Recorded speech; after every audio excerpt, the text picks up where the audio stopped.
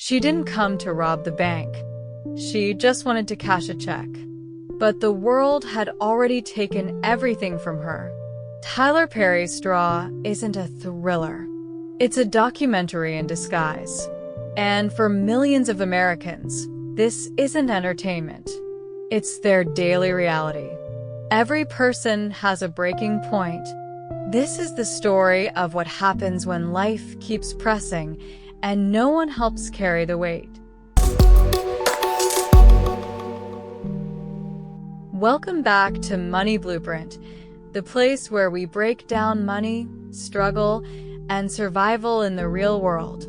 Today, we're going beyond the plot of a movie. We're stepping into a real-life reflection of financial trauma, emotional breakdown, and a system that lets people fall. Tyler Perry's Straw, streaming now on Netflix, might be fictional. But if you've ever felt broke, stuck, or invisible, this story is about you. Jania is a single mother. She wakes up before sunrise, her back aching from the night shift before. She pours cereal into a bowl, no milk left. Her daughter is coughing in the next room. The rent's past due. Her phone buzzes with collection notices. She can't remember the last time she slept more than 4 hours. Still, she gets dressed, smiles for her daughter, and heads out into a world that demands more than she has to give. Her paycheck? Already gone before it hits the account. Her car? One flat tire away from repo. Her health? Hanging by a thread. She drives herself to work in a car that's one flat tire away from repossession. She handles rude customers, skips breaks, and still gets scolded for showing up 5 minutes late, even though the daycare drop-off took longer than expected. At night, she scrubs the floors of an office building. No one knows her name. No one says thank you. Then it happens. A $521 check. Small. Lifeline. She walks into the bank hoping, just this once, something will be easy. But instead, she's questioned. Delayed. Treated like a threat. She doesn't explode because she's violent. She snaps because she's human, and she's done being dismissed. Her daughter? Gone. All this time, we thought she was fighting to survive for her child. But she's really just holding on to a ghost. To guilt. To a version of herself that still had something to live for.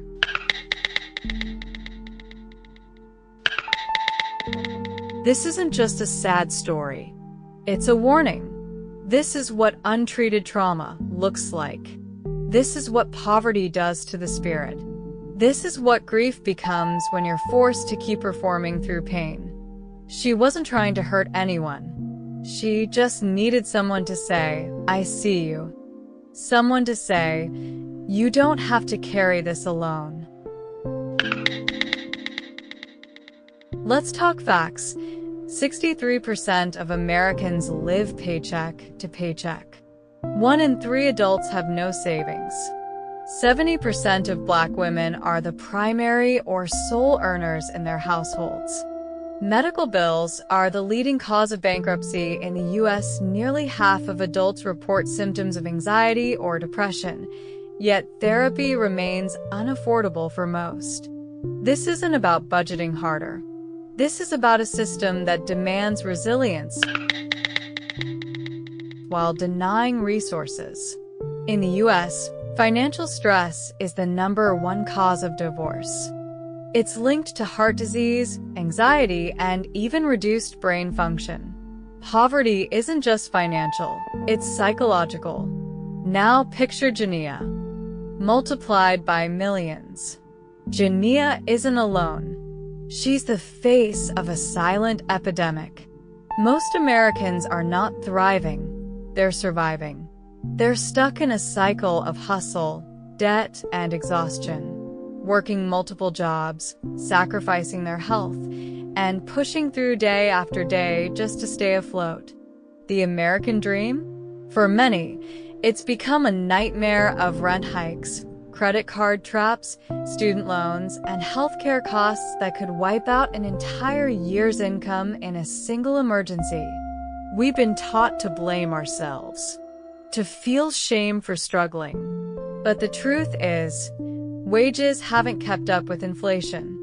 Housing costs have outpaced incomes by decades. A college degree doesn't guarantee stability anymore. And healthcare? Often out of reach unless you're privileged enough to have a full-time job with benefits. We have to talk about generational poverty. The cycle that starts with low income, poor education, limited access to credit, and ends with stress-related illness, missed opportunities, and burnout passed down like inheritance. Kids growing up in poverty often carry that burden into adulthood. They inherit debt, not assets. They inherit trauma, not trust funds.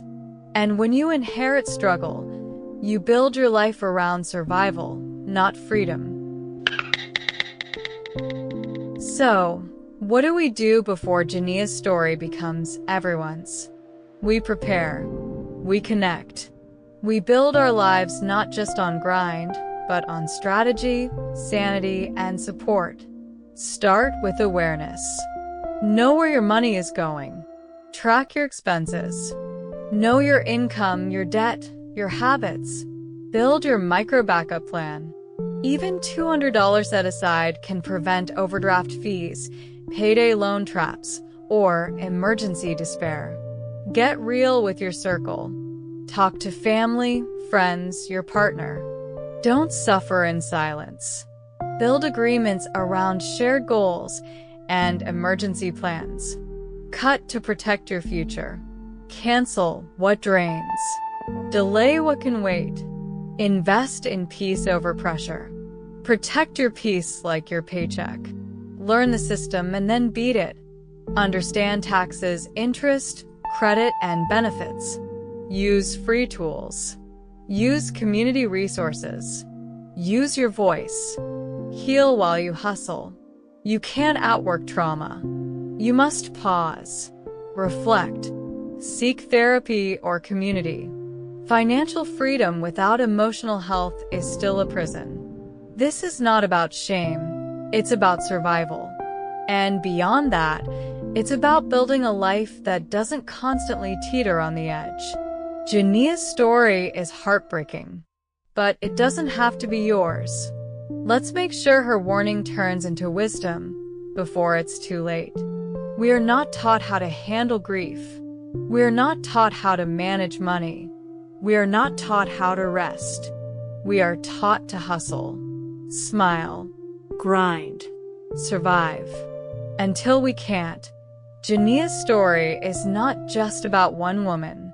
It's about what happens when society confuses silence with strength.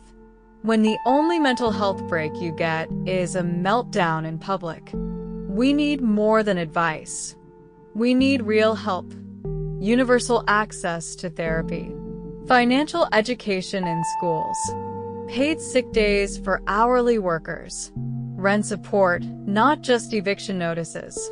Emotional literacy from a young age. Workplace protections for grief and trauma. Imagine if instead of being shamed, Jania had a support system. If her job offered mental health days. If someone saw the signs before the crisis. At Money Blueprint, we believe freedom starts with awareness and grows with action. So, what can you do today? Build your emotional emergency fund.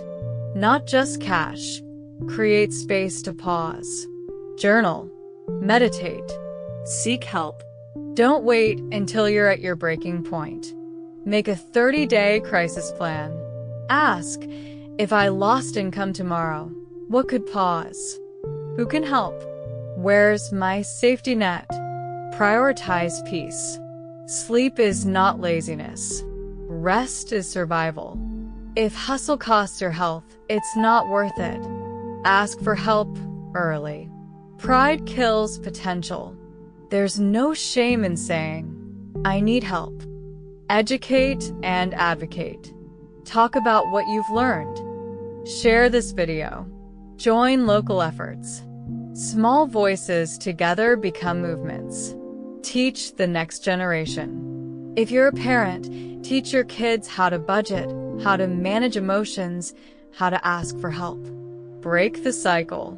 Give them tools we never had. Straw is more than a movie. It's a mirror. A message to all of us. Stop ignoring the signs. Because for every Jania in the headlines, there are a million more quietly breaking. If this video moved you, do 3 things. Share it with someone who needs to feel seen. Comment your story below. Subscribe, because this channel isn't just about money.